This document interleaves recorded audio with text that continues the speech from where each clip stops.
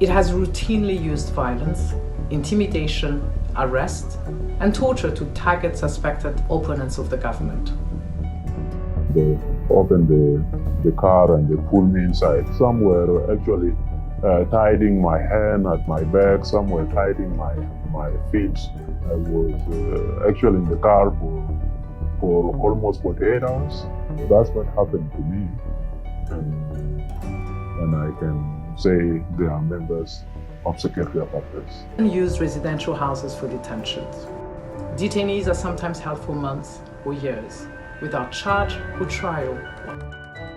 People who are active, reporting things that are affecting the community are the ones targeted. They say that you are criticizing the president, you are criticizing the entire system of the country. People we interviewed told us of beatings, being hung upside down from a rope, shocked with electricity, pierced with needles. It's completely out of the law. The interrogation and the way how they interrogate people during the investigation. Individual detainees are always tortured. The suffering inside the detention facility is very, very, very serious. You don't have food, we don't have water, we don't have medication, treatment. Despite everyone warned that South Sudan was at risk of genocide, fighting has escalated in many parts of the country. Dozens of wounded were brought to this hospital. Nobody knows how many died. The government has accused the rebels of using civilians as human shields and of provoking the clashes. Peter Bold tells a different version of events.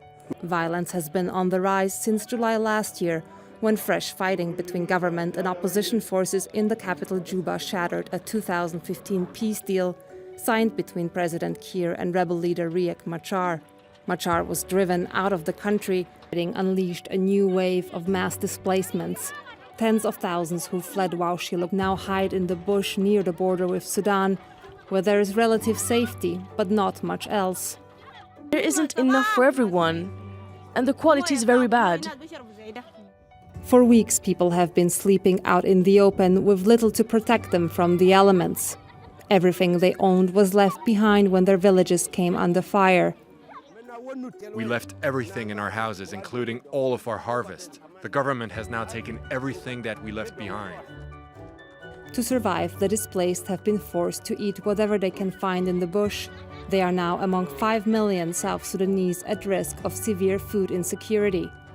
Aid would reach them a few days after we left. It had taken weeks to secure the necessary flight assurances, pushing many to the brink of starvation. The UN has accused the government of deliberately blocking aid to civilians in rebel-held areas. After extensive negotiations to gain access, aid also reached Lair, one of 2 counties where famine has been declared. Over 300,000 people showed up to food distributions like this one, braving the scorching heat, some walking for days to get here. It lasted us just a few days, so we went down to the riverbanks and looked for water lilies. Sometimes we'd also eat the palm fruits from the trees. Although aid has arrived, the fight for survival isn't over. These rations will only last a month.